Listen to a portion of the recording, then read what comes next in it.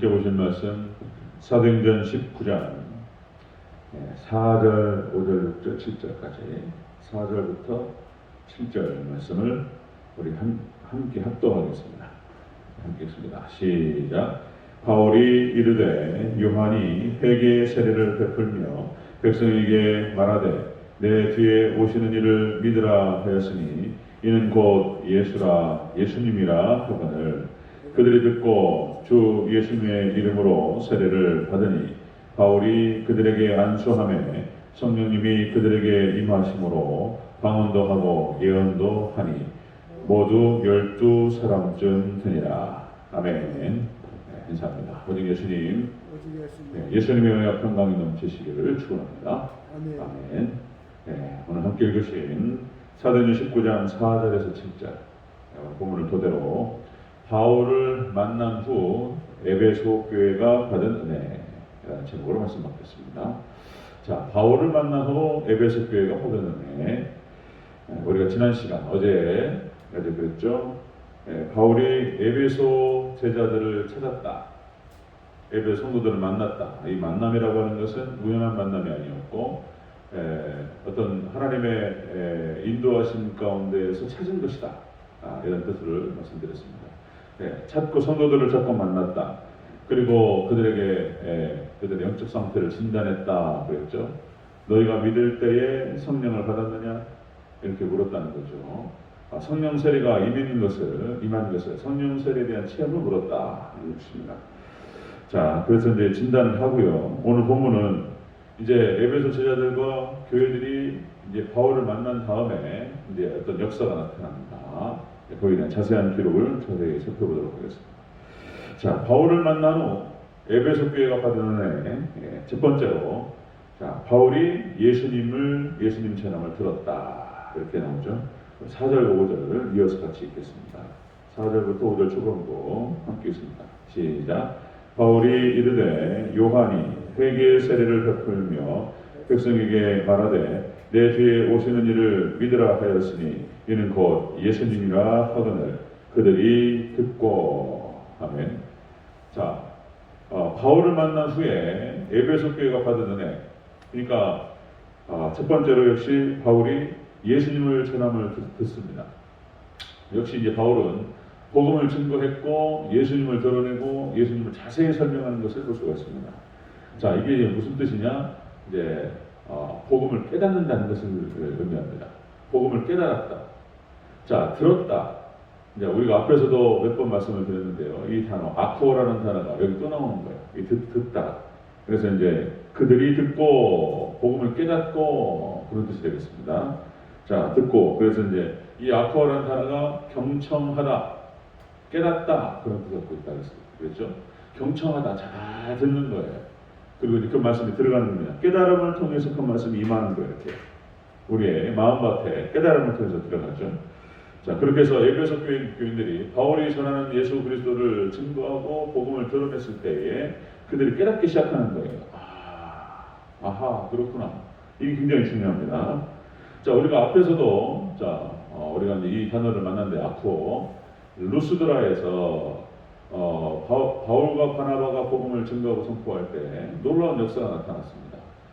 안진뱅이가 일어나서 나면서부터 한 번도 걷지 못했던 이 사람이 다리에 힘을 얻고 일어나 버렸다는 것이죠. 그래서 이제 루스드라에서 바울과 바나바를 스스와 허메라고 하면서 뭐 제우스라고 하고 헤르메스라고 하면서 뭐 제사를 지내려고 하고 절을 하고 이러니까 거기서 이제 바울과 바나바가 옷을 찢고 절대 그래서는 안 된다. 그리고 오직 하나님께만 영광 올려드리라. 그런 장면이 나오죠. 거기 사도행전 14장 8절 9절에 거기서도 아쿠어가 나오는 거예요. 나면서부터 걷지 못했던 이 사람이 복음을 잘 들었다는 거예요. 깨달았다. 자, 한번 보겠습니다. 자, 8절 9절에서 루스드라에 발을 쓰지 못한 한 사람이 앉았는데 나면서 걷지 못하게 되어 걸어본 적이 없는데라. 바울이 말하는 것을 듣거늘. 자, 사도행전 14장 8절 9절 여기서 들었다라고 하는 것이 아코다 그랬죠. 그러니까 이 안전뱅이가 사모하는 마음으로 바울의 증거하는 복음을 들었습니다. 쫙 듣는데 그 사람이 깨닫고 말씀을 받는 그것이 바울의 눈에 보였다는 거예요. 근데 바울이 그냥 일어나 걸어라. 말씀이 들어가는 것을 보고 일어나 걸어라 했더니 이 사람이 일어나 걸어버렸어요. 이 역사가 이제 루스드라에 있었던 기적 역사였습니다. 그 다음에 베레아에서도 마찬가지입니다. 베레아에서도 사도행 17장 11절. 자, 여기도 아쿠아가 나와요. 자, 그러니까 베레아에 있는 사람들은 데살로니가에 있는 사람들보다 더 너그러워서 간절한 마음으로 말씀을 받고, 이 받았다는 것이 또 아쿠아예요. 그러니까 아쿠아가 경청하다, 그리고 말씀을 깨닫다, 그런 뜻입니다. 이 말씀이 깨닫고 말씀이 들어갈 때 이 말씀께서 우리 가운데 임하셔서 놀라운 역사를 일으키실 줄로 믿습니다. 그 말씀이 믿음을 주고 그 말씀이 우리를 구원하고 그 말씀이 우리를 치료하고 수술하고 다 해버리는 거예요. 말씀 깨닫는 것이 그렇게 중요하다는 거예요. 깨닫는 것이. 자, 또 마태복음 13장에서 좋은 밭을 얘기한단 말이에요. 씨 뿌리는 비유. 그렇게 말씀을 받고 말씀을 받아들이고 마음을 활짝 열고 그 말씀을 받아서 깨닫는 거예요. 그 말씀이 살아서 역사하신단 말이죠. 자, 여러분들 에덴 동산에서 아담과 하와가 역시 실패하는 이유가 뭐냐면 그 말씀을 다 깊이 경청하고 깨닫고 붙들었어야 되는데, 근데 말씀의 왜곡 현상이 벌어지고 뱀이 와서 유혹하니까 그 말씀을, 뱀이 유혹하는 그 말씀을 받았다는 거예요. 그걸 붙드는 순간 여기서 이제 시험이 들어온 거예요. 이 싸움입니다. 이 싸움. 여러분들 그러니까 이제 지금 우리가 성령 세례를 설명하고 있는 건데 지금 그러니까 사도행전 19장 1절부터 7절에 에베소 교회에 임하셨던 놀라운 성령의 역사를 설명하는 가운데에서 첫 번째가 뭐냐면 복음을 듣는 거예요. 이게 굉장히 중요합니다. 자, 고린도전서 14장 9절에서 이런 표현이 나오는데요.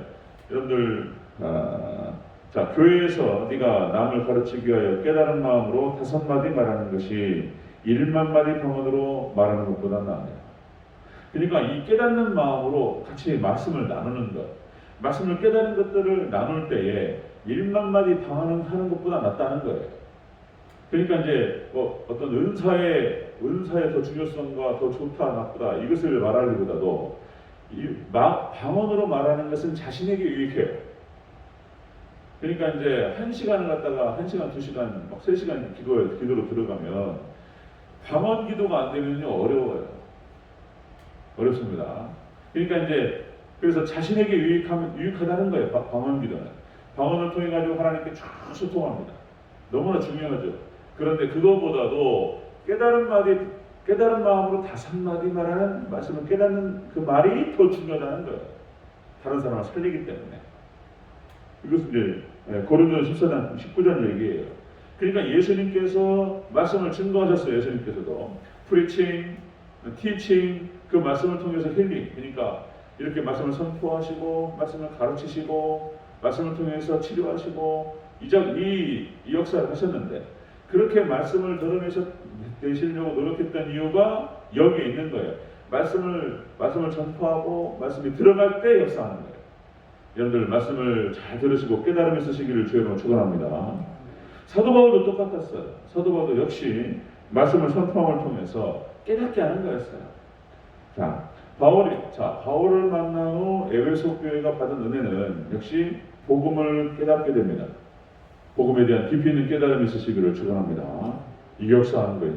깨닫는 마음을 확 열고 그 말씀을 잘 기울여 듣고 그 말씀을 깨닫는 거예요. 앞뒤 좌우가 이렇고 결국은 성경을 풀어서 얘기하는 것이기 때문에 여러분 잘 깨달으시기를 축원합니다. 잘 받으셔야 돼요. 이것이 자, 두 번째 보겠습니다. 바울을 만난 후 에베소 교회가 받은 은혜. 첫 번째가 복음을 깨달았고 두 번째가 세례를 받았다. 이렇게 나오죠. 15절을 같이 5절 읽겠습니다. 5절 시작. 그들이 듣고 주 예수님의 이름으로 세례를 받으니 아멘. 자, 이렇게 에베소 성도들이 바울을 통해서 세례를 받아요. 복음을 듣고 깨닫고 그 다음에 물세례입니다. 물세례를 다시 받습니다. 여기서 세례라고 하는 것은 물에 잠그다 그런 뜻이에요. 그리고 장사되다, 죽는 거예요. 옛사람이 죽고 새사람을 거듭나는 것입니다. 그래서 홍해 사건을 세례로 비유하잖아요. 그죠? 이스라엘 백성들이 출애굽을 해서 홍해를 건너고, 이제 이스라엘 출애굽이라고 하는 것은 예수님 믿은 사건을 말하는 것이고 상징적으로.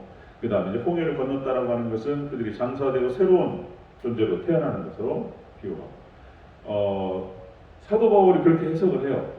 홍해 사건을 세례라고 해석합니다. 고린도전서 10장 2절에 모세에게 속하여 다 구름과 바다에서 세례를 받고, 모세에게 속해서 세례를 받았다. 자, 모세는 예수님을 상징적으로 나타내는 인물이고요. 그리고 우리는 예수님께 속하여 세례받는 줄로 믿습니다. 사도 바울이 그래서 예수님의 이름으로 세례를 주는 거예요. 예수님의 이름으로. 예수님의 이름으로 예수님 믿는 믿음 안에서 우리가 옛사람이 죽고 장사되고 새로운 사람으로 거듭나는 것이다. 그래서 하나님의 백성들이 역시 거듭난 백성이고 새 사람이라는 표현을 쓰는 것이죠. 자, 옛사람이 죽었다. 자, 사도행전 2장 28절 베드로가 그렇게 얘기하죠. 너희가 회개하여 각각 예수님의 이름으로 세례를 받고 죄사함을 받으라. 베드로가 사도행전 2장에서 모든 사도들이 했던 이 작업이 그거였어요. 예수님의 명령이었고, 예수님께서 역시 마태복음 28장 유인명령 자체가 너희는 가서 제자 삼고 세례주고 가르치고 지키게 하라. 이 다섯 가지 세례주고. 그러니까 이것을 베드로가 그렇게 그 명령을 그대로 주행했고 사도 바울도 지금 진행하고 있는 거예요. 그래서 에베소 교회에 가서 복음을 증거하고 믿음의 사람들을 찾아서 그들에게 물세례를 줬다. 그런 얘기가 되겠습니다. 자, 바울을 만난 후 에베소 교회가 받은 은혜는 그렇게 해서 복음을 깨닫게 되고 그리고 물세례를 받게 됩니다. 자, 세 번째 또 보겠습니다. 바울을 만난 후 에베소 교회가 받은 은혜 세 번째, 성령님께서 임하십니다. 자, 우리 6절 7절을 읽겠습니다. 시작. 바울이 그들에게 안수하매 성령님이 그들에게 임하심으로 방언도 하고 예언도 하니 모두 12사람쯤 되니라. 아멘. 바울이 예수 그리스도의 복음을 증거하고 복음을 깨닫게 했습니다. 복음이 들어가요. 경청하면서 막 들어갑니다. 그 다음에 그들이 복음을 받는 것을 보고 이제 물세례를 줍니다. 자, 그 다음에 물세례가 다 있은 다음에 그들에게 안수하니까 성령님께서 임하셨습니다. 방언이 터져버려요. 그 예언도 하면서 놀라운 성령의 역사가 일어나는 그런 사건이 에베소 교회에서 있었습니다. 자, 여기서 성령님께서 임하셨다고 하는 것은 어제 표현한 대로 성령 세례다. 이렇게 이제 표현을 하는 거예요. 학자들의 표현인데. 자, 너희가 성령님을 받았느냐? 우리는 물세례밖에 모른다. 그러니까 성경에 나오는 그 표현을 그렇게 맞춰가지고 이제 성령 세례라고 표현하는 거예요. 성령 세례.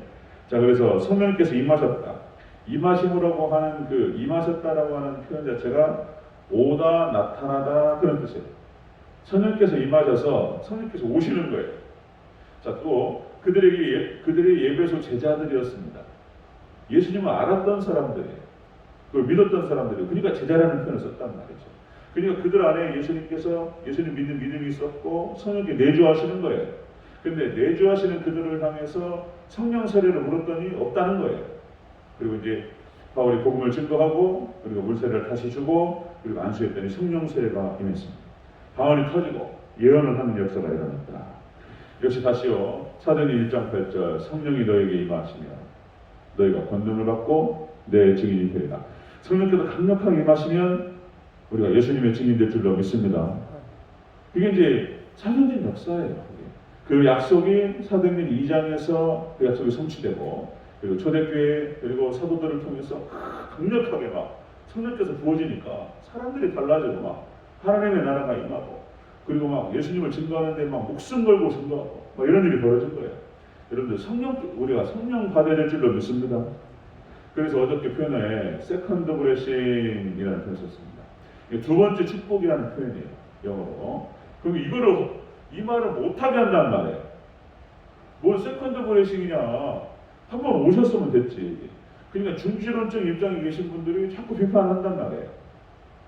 그러면 중지론적 입장에서 막 비판하시는 분들이 그걸 우려한단 말이죠. 그 극단적으로 세컨드 브레싱을 추구하면서 신사도 운동으로 막 나가버리고 그냥 무질서한 막 그렇게 혼탁한 어떤 영적 질서가 막 무너지는 이것들을 우려해가지고 못 가게 하려고 막아버려요.